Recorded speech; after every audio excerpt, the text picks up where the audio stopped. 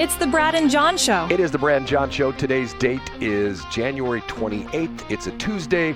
This is C Block, which means we started about 7:40. I can't even talk this morning. I'm having all sorts of problems. Okay. Have you heard about this new thing? I got this thing from Google yesterday. NotebookLM. Do you know what I'm talking about? No, what's that? It sounds like some kind of AI. Essentially, here, let me see. Let me give the exact the definition of this. If I go to the site and see if I can find it. Is it going to go there? No, it's not going to go there. Okay, let me just do it this way. It's something to do with AI, and that's NotebookLM Google. Okay, and this says, think smarter, not harder. The ultimate tool for understanding the information that matters most to you, built with Gemini 2.0. And here's what it does. Upload your sources. Upload PDFs, websites, YouTube videos, audio files, Google Docs, or Google Slides, and NotebookLM will summarize them and make interesting connections between topics, all powered by Gemini 2.0's multimodal understanding capabilities. Does that mean anything to you? Yeah, I think, well, it sounds like it's Google's entrance into this market. Okay. Yesterday, John, were you thinking about jumping off a tall building somewhere because your stock portfolio, or were you not impacted by the meltdown in NASDAQ yesterday? No. So here's what a good financial advisor, for example, Mike McGee from Edward Jones, would tell you, that you need a diversified portfolio. So if you are a one-trick pony and you go all in, you go, you only live once, you go YOLO into Tesla options, excuse me, or NVIDIA options. First of all, you're an idiot and you deserve to lose your money.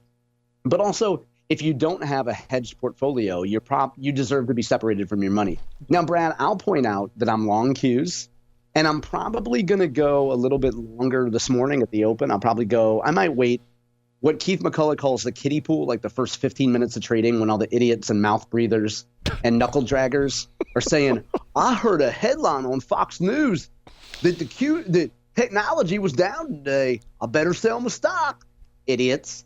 Anyway, I'll probably go a little bit longer Qs, which is a NASDAQ, essentially a NASDAQ top 100. I'll probably go a little longer Qs this morning. But yeah, to your point, Brad, because of DeepSeek, which is a Chinese AI startup, it scared a lot of people. People that are what we call macro tourists, who are idiots who just listen to news headlines and extrapolate economic information from news headlines, were like, wow, China's an AI. I better call my broker and sell my AI stocks. Anyway, that's what idiots do. So we can take advantage of it today. I'll probably go a little bit longer Qs today. This is not financial advice. So many things to unpack there from John. Okay, first off, let me start with something going back here. Last week, you gave the definition of mouth breathers, and one of our listeners texted me and said, can John give a definition of knuckle-draggers? Yeah, absolutely. So knuckle-dragger, you might think of two different examples, Brad. So you might think of a guy thousands of years ago, who walked out of his cave. And he was hunched over, and his knuckles dragged on the ground because he was a caveman. He was a Luddite. He was dunderheaded. So his knuckles drag on the ground.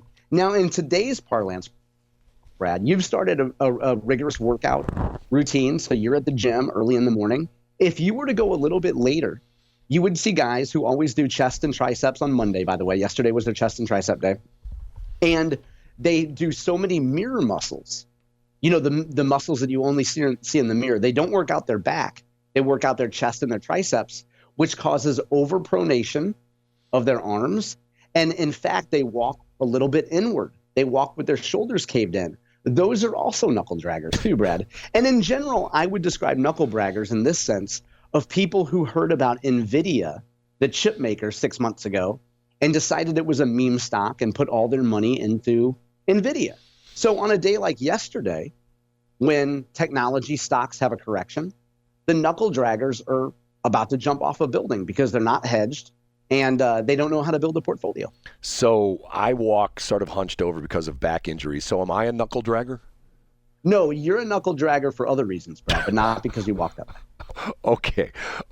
No, Brad, I would never. And you are on the far opposite scale from a knuckle dragger. Okay, let's give a little background, and I know you touched on it, and let's give, because I think this is somewhat fascinating.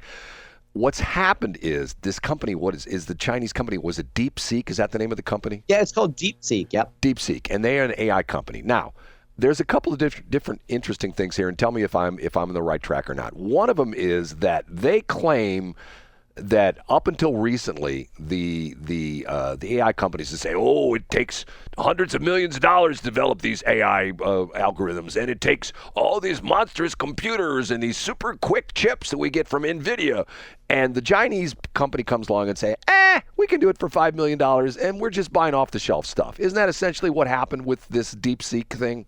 Yeah. So I'm not an expert on this, but from notes that I read, actually before we went on the air this morning, I was reading notes from Andrew Friedman from Hedgeye yesterday on this. And according to him, the beauty of DeepSeek is that it uses, he calls it reduced total of parameters. So just what you described, Brad, instead of taking zillions, and that's a technical term, units of data to make an AI decision, it has reduced parameters. So it has to use less data. So to your point, Brad, and as I understand this, instead of having super advanced chips, that semiconductor chips that must be updated every couple of years, you're able to do it open source. You're able to do it with easier technology for not as expensive. Right. And of course, that undermines the narrative of a lot of semiconductor chip companies that are like, no, we need more investment. We need more. The AI drive means we need better technology, and making the case for themselves. You get what I'm saying? Specifically, NVIDIA. NVIDIA is the one that supposedly have these incredibly sophisticated AI chips, and all of a sudden somebody comes along and say, we don't need that. We could use a TRS-80 from Radio Shack back from 1984 or something like that, right? I mean, essentially is... Yeah, you're exactly right, Brad. And, a good thing, so folks who listen to the show will probably remember we had a nice conversation about this topic back in... I think it was May. I think it was last school year, because we talked about the fact that NVIDIA was becoming so popular that I went to a gathering, where a chubby man who I don't know very well was trying to pitch me out of the blue on how he had just invested in NVIDIA stock and why I should consider NVIDIA and look at the stock chart right here. And that's when it was the old Joseph Kennedy moment where, Joseph Kennedy said that if your shoe shine boy is giving you stock tips, it's over. If a chubby guy at a social gathering is giving you unsolicited NVIDIA advice, we've probably reached the top of an NVIDIA bubble. But see, here's the interesting thing for me. When I give out advice, I always give the disclaimer. Now, I've given you my advice to be successful. Do exactly opposite what I just told you. That is your thing. And to be fair, Brad, NVIDIA will continue to be a terrific company. Like, nobody doubts that they're very well run. Nobody doubts that their technology is important to so many companies. But it just goes to show that when hype overtakes a company, you got to start being a little bit skeptical. To your point, Brad, we'll see what the follow through is more than a day or two. For people who just make investment decisions by chasing headlines, again, that's what this guy Keith McCullough calls macro tourists. Like, every day they wake up and they think, ooh, CNBC says technology stocks are down. I should fiddle with my portfolio and sell my NVIDIA stock. Like, you deserve to get whipped around, and you deserve to whip money if you have no process. Now, here's what John's not telling you, and I have this from a very reliable source, that what happened with the whole thing with this Chinese company, DeepSeek, okay? The deal was all the American companies that have all these very sophisticated chips, they will accept credit cards. But, yeah, you're right. But what's the advantage? What's the advantage of DeepSeek? DeepSeek will say, hey, we'll give you a discount for paying cash. And everybody went, oh, my God, we'll just pay cash. So that's why DeepSeek did well and all the other companies went under, because that's exactly what happened. And in fact, that's why DeepSeek is sponsoring my new television store. We only sell $8,000 televisions. And as a feature, you can come every day and you can meet our brand new employee, Brad Hildebrand, and he is our designated cash runner. So we know from this show that one of us talks openly about carrying a weapon in his car. We know that Brad is armed. So you can't rob Brad on his way to the bank, but he'll go to the bank. He'll go to probably Bank of Washington. He'll take up 15 minutes of the teller's time with small talk, which annoys her superior. And then he'll come back to the store, get more cash, and he makes runs all day. John, first off, I don't open carry because open carry is for knuckleheads, because the whole idea behind concealed carry is you have the element of surprise, because That's true. they Okay, never fair point. know. You see these knuckleheads on the YouTube doing, they call it, I don't understand this, they call it auditing. Do you ever heard that term before? I know. Yeah, I watched these videos. We've talked about it here before. And it's to the point where and I told you the story. I'm in a McDonald's once, okay, and I'm sitting at the counter where I'm sitting at like a high top counter, and I can see the front of the store. I'm probably about 30 feet away from the counter where people are ordering, but I'm at like a high top table, okay, and I'm looking straight forward, and I see this knucklehead come in with a big old, what they call, the old days they call it a hog leg, a long-barreled cowboy revolver. We're talking like an old six-shooter, something you'd see like back in the cowboy movies in the 1870s and stuff like that. And he's got a big old cowboy holster, and it's strapped around, and he's got the tie string around his leg so that when he pulls the gun out, the holster doesn't come up with it. And I'm thinking to myself, how stupid. How stupid. He's doing that just to look at me. Matter of fact, if you go into Schnucks right now, there's a new sign at the door. Schnucks has been there for about 6 months, and it says no open carry of firearms allowed on premises or something like that. I've seen it, Brad. Yes. I've seen it. Right, and to the point where it's, once again, I say, if you are open carrying, if you're a cop, I get it. Because that's what you do, security guard, But otherwise, you're looking for attention. It's like wearing a wacky T-shirt somewhere. Like, you want people to see it. You want people to say something to you about it. Right, and it just doesn't Agreed. serve any purpose. It just, I don't get it.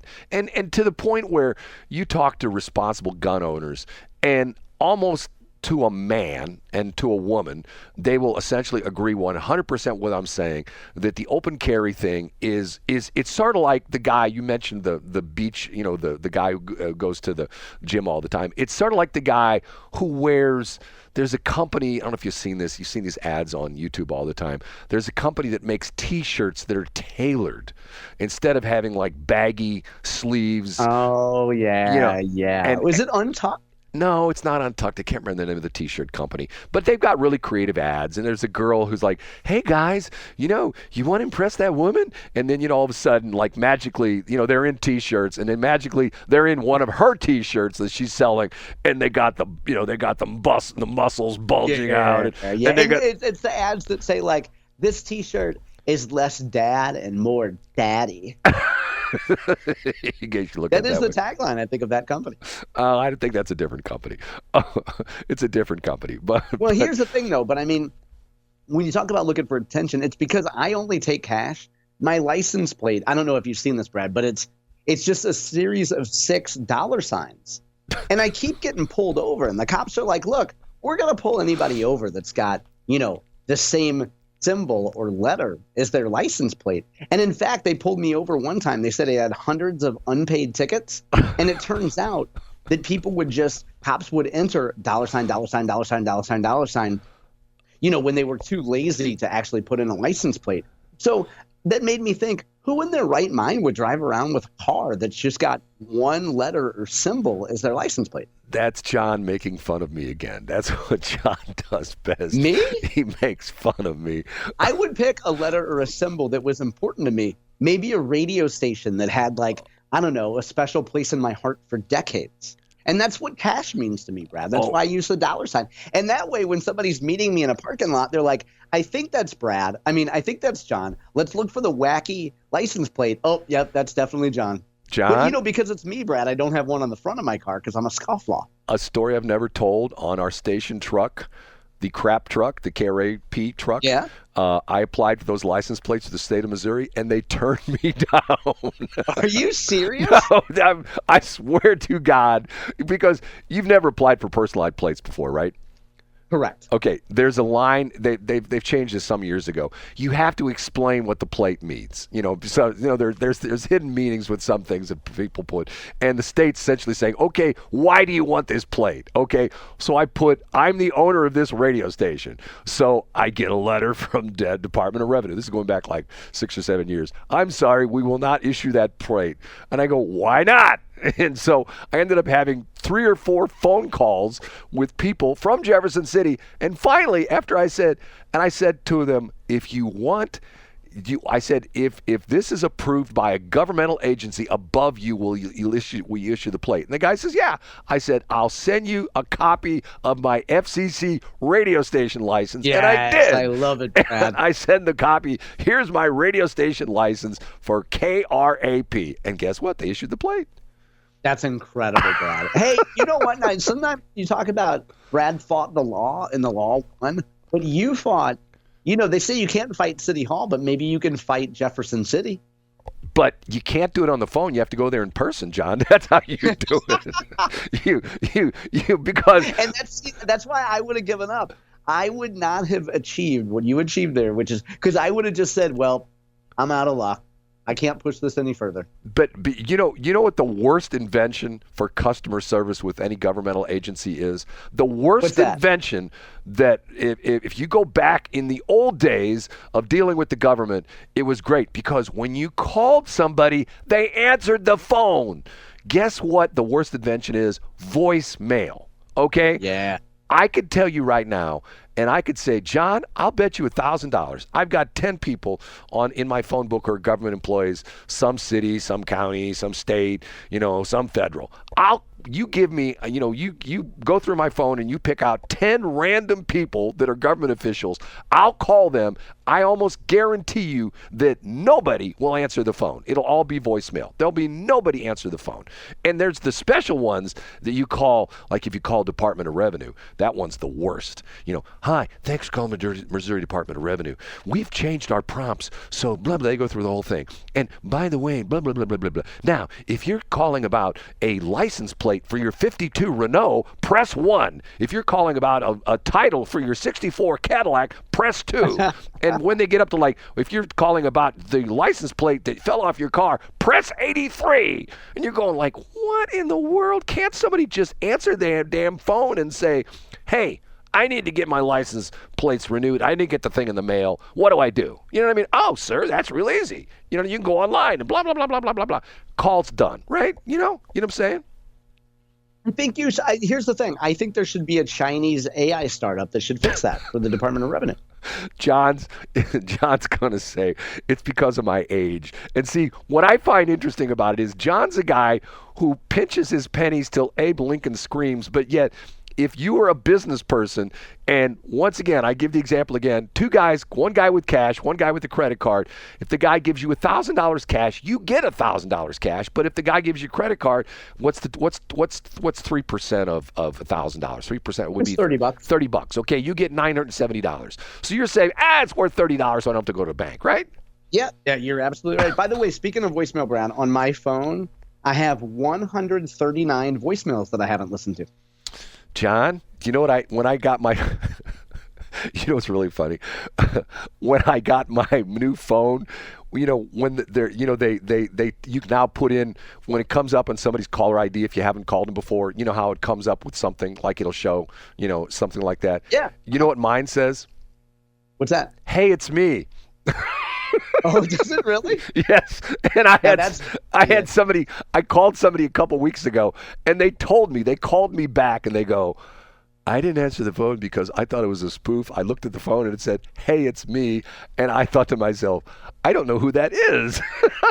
And I go, but it's probably Brad. If it's got a message like that, it's probably Brad Hildebrand. That's because it's me. Answer the damn phone. Hey, it's me, right? That's what my phone says.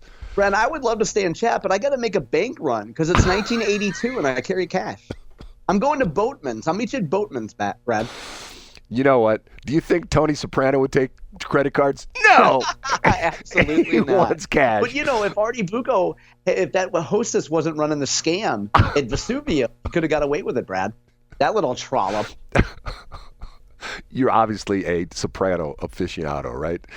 I am, and Bucco is the worst character in history. I want to punch that man. What a great actor. Okay, we have to take a long break. We're taking a 23-hour break. We'll be back tomorrow. I'll see you tomorrow, Brad. 7 o'clock.